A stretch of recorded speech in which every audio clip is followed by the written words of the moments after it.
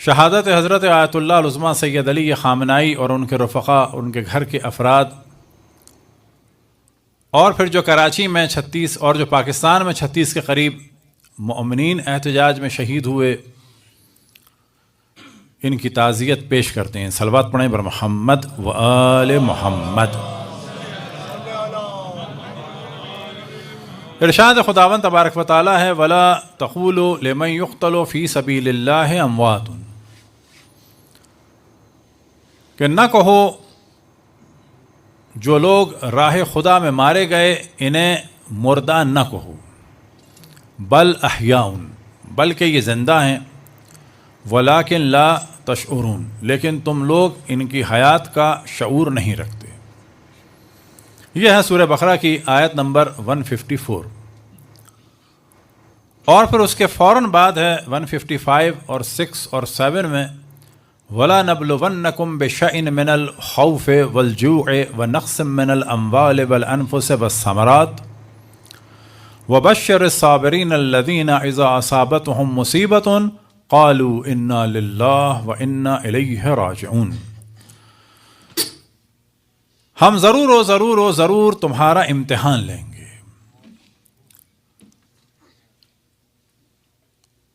وَلَنَبْلُوَنَّكُمْ بِشَيْءٍ مِّنَ الْخَوْفِ، کچھ خوف کے ذریعے سے، بھوک کے ذریعے سے، جانوں مالوں اور ثمرات کے ضائع ہونے کے ذریعے سے، وَبَشِّرِ الصَّابِرِينَ الَّذِينَ، اور اے میرے حبیب بشارت دے دو ان صبر کرنے والوں کو کہ جب ان پر مصیبت آتی ہے تو وہ کہتے ہیں کہ ہم اللہ کے لیے ہیں، اسی کی جانب واپس جانا ہے۔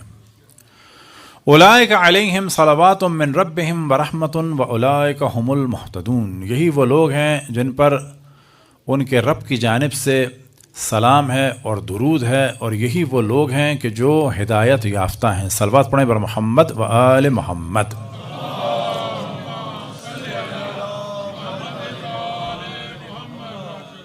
اسلام واقعی یعنی اسلام محمدی، علوی، فاطمی، حسنی، حسینی، سجادی، باقری، جعفری، کاظمی، رضوی، تقوی، نقوی، عسکری و مہدوی۔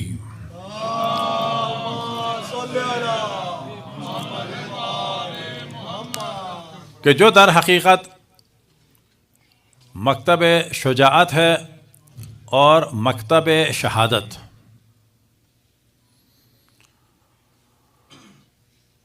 اور ہمارا یہ عقیدہ ہے کہ 14 معصومین میں سے جو 13 دنیا سے گئے وہ سب کے سب شہید ہوئے، اور جو 14ویں ذات مقدس ہے معصومین کی، یا بالفاظ دیگر 12ویں امام حضرت حجت ابن الحسن العسکری المہدی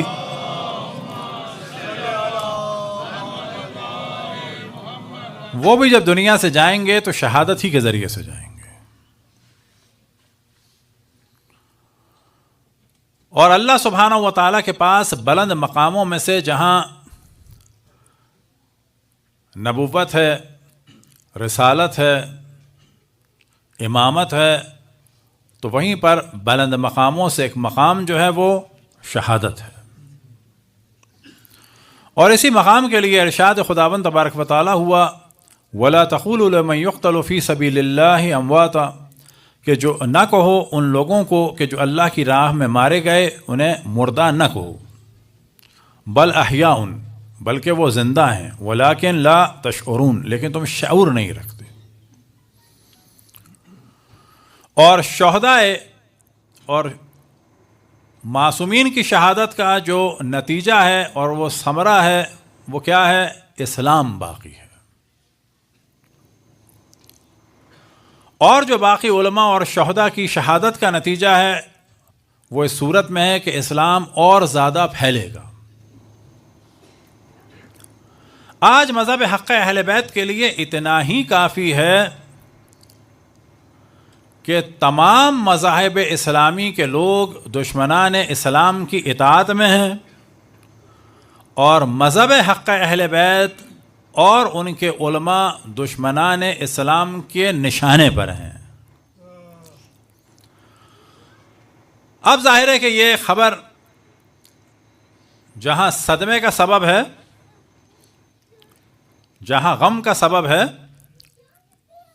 وہاں ایک عزت اور افتخار کا سبب ہے۔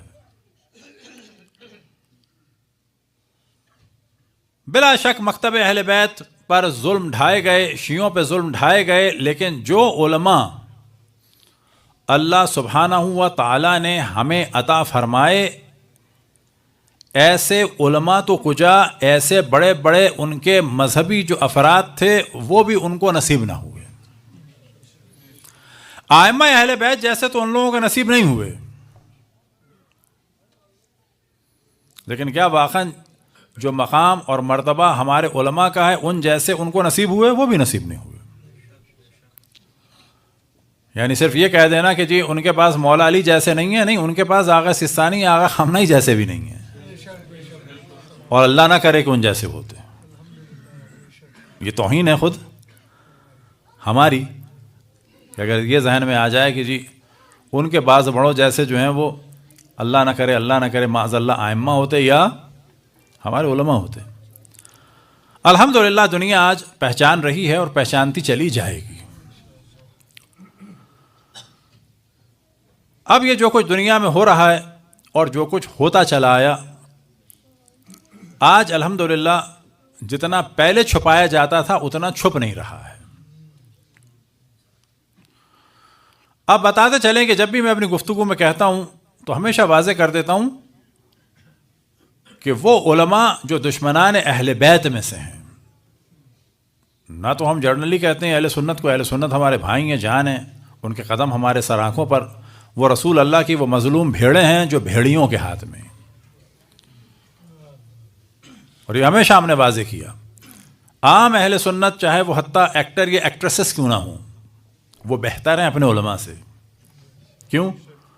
ان کو اگر آپ سنیں گے تو وہ کہہ رہے ہوں گے صلی اللہ علیہ وآلہ وسلم، لیکن ان کے جب ملاؤں کو آپ دیکھیں گے تو وہ بہت الرٹ ہو کر کہتے ہیں صلی اللہ علیہ وسلم، کہیں آل نہ آ جائے زبان پہ۔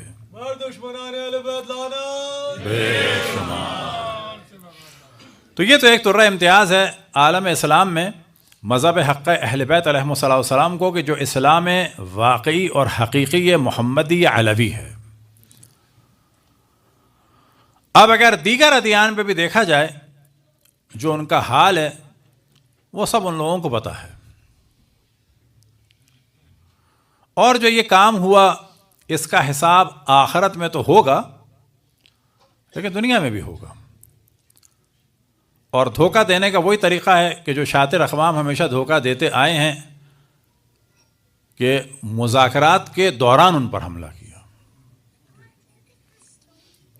اور آج کی جو خبر ہے خصوصاً واشنگٹن پوسٹ وغیرہ نے 5-6 امریکن افراد کے ریفرنس سے لگائی ہے کہ اس حملے کے لیے جو بہت اصرار کیا وہ سعودی عرب والوں نے اور اسرائیل والوں نے کیا۔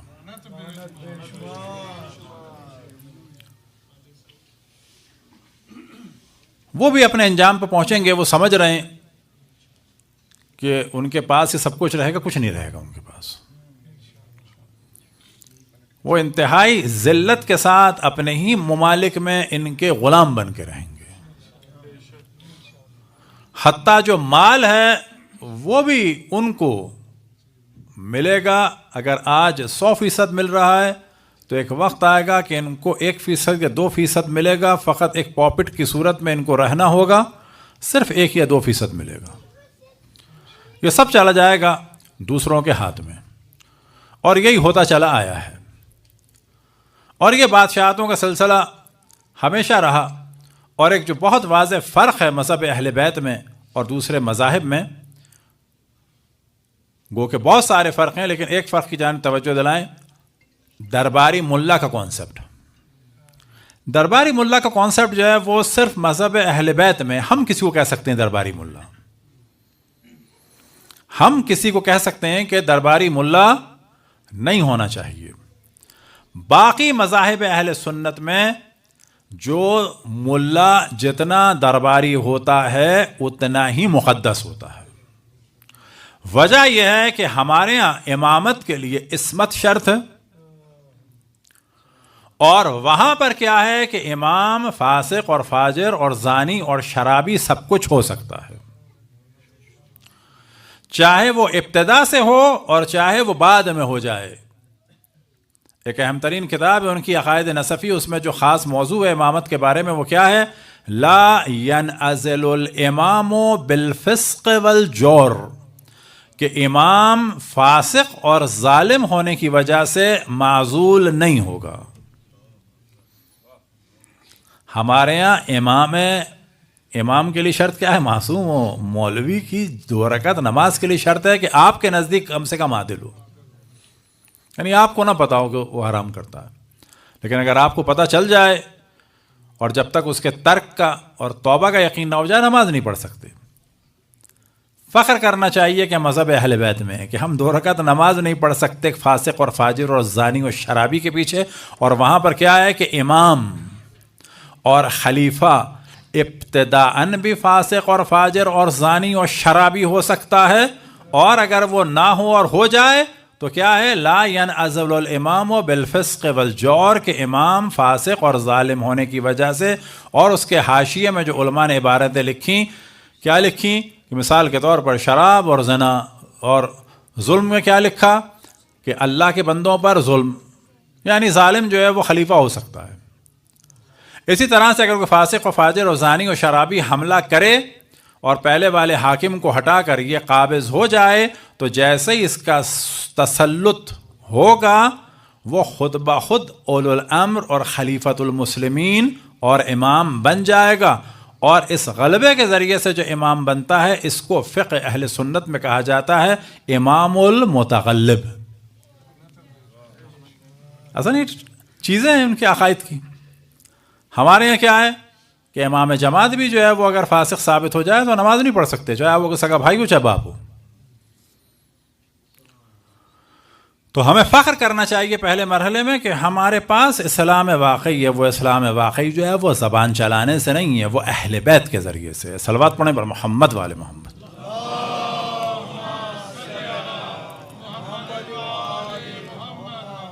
اب کیونکہ اہل بیت کا مقام سب سے بلند ہے تو جو اہل بیت سے وابستہ علماء ہیں ان کا مقام بھی بہت بلند ہے، اور اہل بیت سے وابستہ جو افراد ہیں ان کا مقام بھی بلند ہے۔ وجہ کیا ہے؟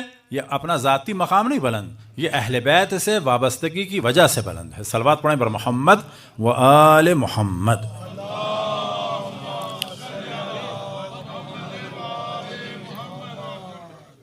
انقلاب اسلامی کے بعد جو سب سے بڑا پرابلم پیش آیا رشیا کو اور امریکہ کو وہ یہ آیا کہ دنیا ڈیوائیڈ تھی 2 حصوں میں، رشین بلاک اور امریکن بلاک، اور یہ ضروری تھا کسی ایک جگہ پر رہا جائے۔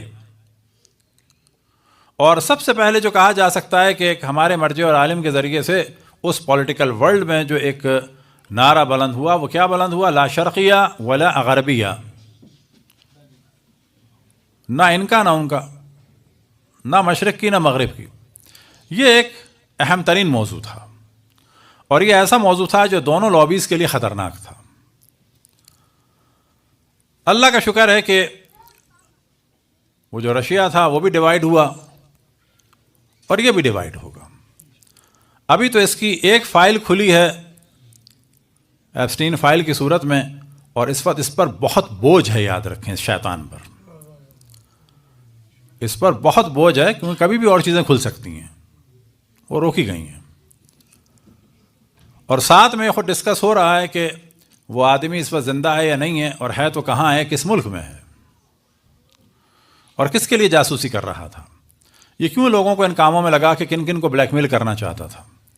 تو چیزیں کھلیں گی اور آپ دیکھیں گے کہ انشاءاللہ یہ سارے ظالم ذلیل و خوار ہوں گے۔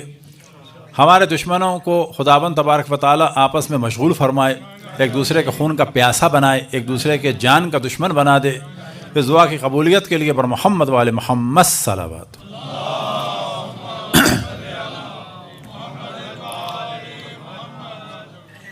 اب جو کچھ کیا، بعض کام ایسے ہیں جو ہمیں نہیں کرنے ہیں۔ مثال کے طور پر جب انسان کو غم ہوتا ہے، غصہ ہوتا ہے، تو بعض دفعہ بیلنس سے آؤٹ ہو جاتا ہے۔ جو کچھ کیا نیتنیاہو نے یا اسرائیل نے، تو اس کے قطعاً یہ معنی نہیں ہے کہ ایک فاسق اور فاجر اور شیطان یعنی ہٹلر کی ہم تعریف کریں. یاد رکھیں،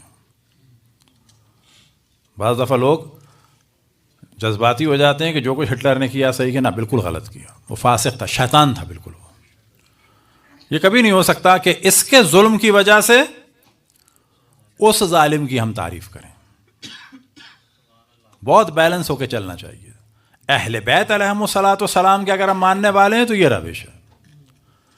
کبھی زبان پہ چیز نہ آئے کہ جی 60 لاکھ اس نے مارے تو بہت اچھا کیا. نا، بالکل اچھا نہیں کیا. خدا، رسول اور ائمہ علیہم الصلاۃ والسلام قطعاً اس پہ راضی نہیں ہیں.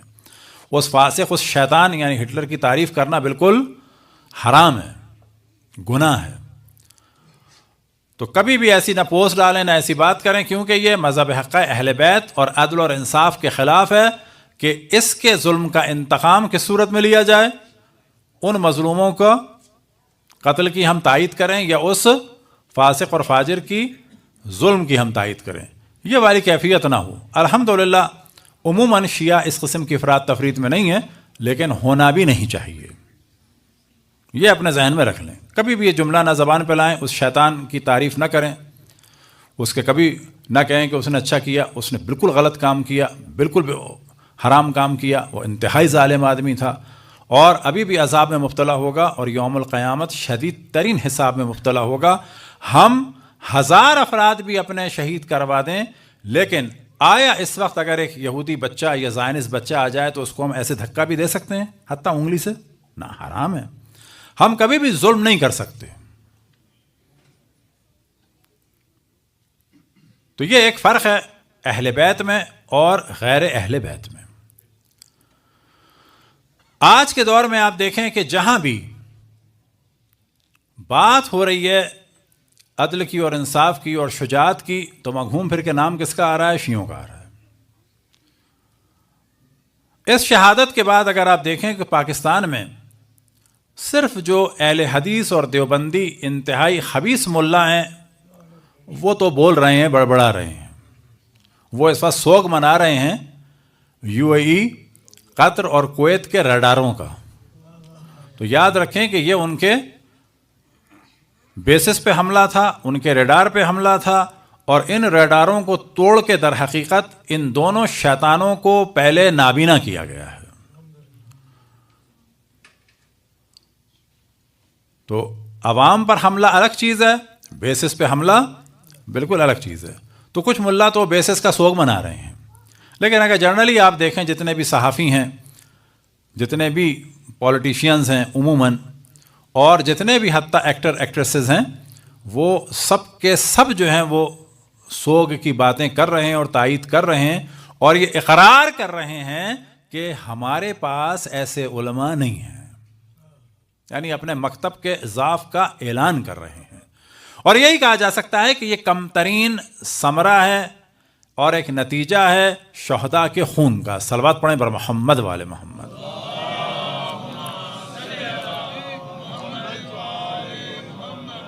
آج اگر مسلمانوں کے تمام فرقوں کے ذہن میں زبان پر نہیں، ذہن میں یہی آ جائے کہ ہمارے پاس ایسے علماء نہیں ہیں، تو سمجھیں یہی شہادت کا اہم ترین نتیجہ ہے. کیونکہ اگلا مرحلہ یہ ہوگا کہ ہمارے پاس ایسے کیوں نہیں ہیں. اس کا واضح جواب ہے کہ تمہارے پاس جو ہیں بھگوڑے ہیں. ان کے ذہن میں سوال آئے گا، جواب ہم دیں گے. اور یہ بھگوڑے جو ہیں وہ بزدلی کی وجہ سے نہیں تھے، نفاق کی وجہ سے تھے. یاد رکھیں، ہم بعض دفعہ ان کو بزدل کہہ دیتے ہیں تو ان کا قوب کم ہو جاتا ہے. دیکھیں، بزدل اگر جھٹکا لگتے ہی بے ہوش ہو جائے نا تو اس کا مطلب ہے کوئی بیچارے پہ الزام نہیں ہے. لیکن منافق اگر بے ہوشی کی ایکٹنگ کرے وہ خبیث ہے. تو یہ بھاگنے والے جو میرا اپنا عقیدہ ہے بزدل نہیں تھے، یہ منافق تھے. یہ رسول اللہ کو خطرے میں ڈالنا چاہتے تھے اور سامنے والوں سے دشمنی نہیں لینا چاہتے تھے. ان کو پیغام دے رہے تھے کہ دیکھو ہم نے تو کچھ نہیں کیا.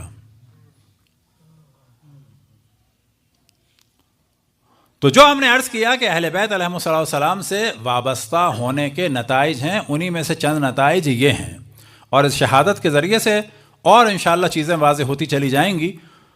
اور مجھے لگتا ہے کہ جو اب ٹائٹل آغا خامنہئی کو ملے گا وہ شہید سادس کا ملے گا، یعنی چھٹے شہید۔ چھٹے شہید سے کیا مراد؟ کہ جو تشیع کے بہت بڑے بڑے علماء مارے گئے ان میں سے چند کو لقب دیا گیا ہے۔ مثال کے طور پر شہید اول کے جن کا تعلق تھا لبنان سے جبل عامل سے، محمد بن مکی، انہیں عثمانیوں نے قتل کروایا تھا، اور انہیں کی مشہور کتاب ہے لمع کہ جو تمام مدارس میں پڑھائی جاتی ہے۔ پھر شہید ثانی زین الدین مکی، اور انہوں نے لمع پہ حاشیہ لکھا تھا اور وہ بھی عثمانیوں ہی کے ہاتھوں شہید ہوئے، جو ایک قول ہے مشہور۔ شہید ثالث قاضی نور اللہ شوشتری کہ جن کی دو اہم کتابیں تھیں، جن میں سے ایک تھی احقاق الحق، اور اسی کے جرم میں ان کو شہید کیا گیا۔ اور انہیں شہید کرنے والے کون تھے؟ مغل بادشاہ جہانگیر۔ شہید رابع جو ہے وہ تھے مرزا محمد کامل دہلوی رضوان اللہ تعالیٰ علیہ، کہ جو دہلی میں ہیں، وہ جانتے ہیں جو پنجہ شریف ایک جگہ ہے وہاں پر ان کی قبر مطہر ہے، اور ان کو شہید کیا گیا تھا۔ النزہہ کتاب لکھی تھی تحفہ اثنا عشریہ کی جواب میں، النزہہ، اور انہیں قتل کروایا تھا یہی جو دہلوی خاندان ہے، اس کے لوگوں نے اپنے ایک وہاں کے نواب، جو ایک اس زمانے میں دہلی کے آس پاس کا علاقہ تھا، اس کا تلفظ تقریباً جہجھاڑ ہے، وہاں کے راجا نے شہید کروایا تھا۔ شہید خامس کہا جاتا ہے آیت اللہ العظمیٰ باقر الصدر کو، کہ جنہیں صدام ملعون خبیث لعنت اللہ علیہ نے شہید کیا تھا۔ اور بلا شک ہماری زندگی میں جو ایک اہم ترین واقعہ ہوا ہے وہ یہ آغا خامنہئی کی شہادت ہے، اور ہمیں قوی امکان ہے کہ ان کو شہید سادس یعنی چھٹا شہید کا لقب قطعاً ملے گا۔ البتہ مومنین سے گزارش ہے اور بچوں کو یہ بتائیں کہ یہ ایک بہت بڑا واقعہ ہے، بچوں کو بتانا چاہیے، جس طرح سے ماں یا باپ یا دادی یا دادا اس دنیا سے چلے جائیں تو ہم عید نہیں مناتے، یہ ایک زیادہ بڑا واقعہ ہے۔ اور جس طرح سے قاضی نور اللہ شوشتری کی شہادت اپنے زمانے کا اہم ترین واقعہ تھا، یا شہید اول کی شہادت، شہید دوم کی شہادت، شہید ثالث کی، شہید رابع کی، شہید خامس کی، تو یہ بھی تاریخ تشیع کے اہم ترین واقعات میں سے، حتیٰ ماں باپ یا دادی دادا کے جانے سے زیادہ اہم ہے۔ تو بچوں کو واضح چیزیں بتائیں اور پوری کوشش کریں کہ عید نہ ہو، اور عید نہ ہو منانے سے مراد یہ ہے کہ قطعاً نماز ہوگی۔ اور رہ گیا ائمہ علیہم الصلاۃ والسلام کی ولادت کی محفل، تو ائمہ کا غم ہر خوشی پر اور غم پر مقدم ہے، اور ائمہ کے خوشی ہر غم اور ہر خوشی پر مقدم ہے۔ تو ظاہر ہے کہ 15 شعبان کا جو ذکر ہے وہ تو ہر حال میں ہے اور وہ سب پر مقدم ہے، اور وہ بھی انشاءاللہ انہی کے ایصال ثواب میں کے لیے ہوگا، کیونکہ ایصال ثواب کے لیے مجلس بھی ہو سکتی ہے اور میلاد بھی ہو سکتا ہے۔ صلوات پڑھیں پر محمد وآل محمد۔ تو یہ جو شہادت کے سلسلے ہیں کوئی نئے نہیں ہیں۔ جس پر یزید ملعون خبیث لعنت اللہ علیہ نے امام زین العابدین علیہ السلام کے خطبے کے بعد کہا کہ کون ایسے قتل کر دو، اور پھر لوگ بیچ میں آ گئے، تو امام زین العابدین علیہ السلام نے جواب دیا، اتحدثوننی بالموت، آیا تم مجھے موت سے ڈراتے ہو؟ القتل لنا عادت و کرامتنا شہادت، کہ قتل ہونا تو ہماری عادت ہے اور شہادت ہماری کرامت ہے، اور تمام شیعہ اور علماء شیعہ اسی پر چل رہے ہیں۔ اور جناب زینب سلام اللہ علیہ نے ان شہادتوں کو ہمیشہ کے لیے محفوظ کر دیا۔ بلا شک یہ سخت مرحلہ ہے تمام دنیا کے شیعوں کے لیے، تمام علماء کے لیے، مراجع کے لیے، اور نہ یہ پہلی مظلومیت ہے تشیع کی، اور نہ یہ آخری ہے، نہ یہ پہلا قتل ہے شیعوں کا، نہ یہ آخری ہے، نہ یہ پہلی شہادت ہے شیعوں میں، نہ یہ آخری ہے۔ یہ سلسلہ چلتا رہے گا اس وقت تک جب تک کہ امام زمان علیہ الصلوۃ والسلام کی حکومت قائم نہ ہو جائے۔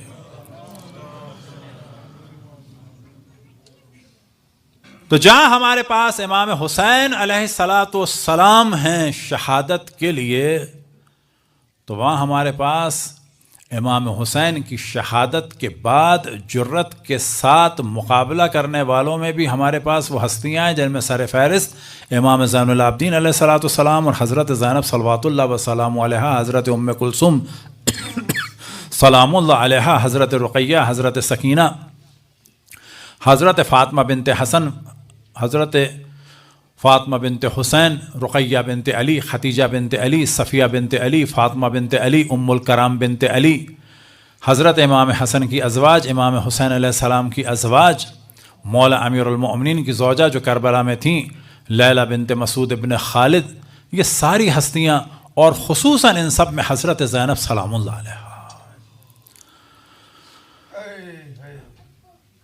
جہاں ظلم کرنے والے ظلم کرتے رہے، جہاں ان کی مثال نہیں تو وہاں ہمارے شہیدوں کی بھی مثال نہیں، تو پھر ہمارے اسیروں کی بھی اور ہماری ماؤں بہنوں کے لیے جو سیرت میں اور شجاعت میں نمونہ عمل ہے وہ ذات مقدس حضرت زینب صلوات اللہ وسلام علیہا کی۔ بس جناب زینب کے تمام مصائب کو ذہن میں رکھیں۔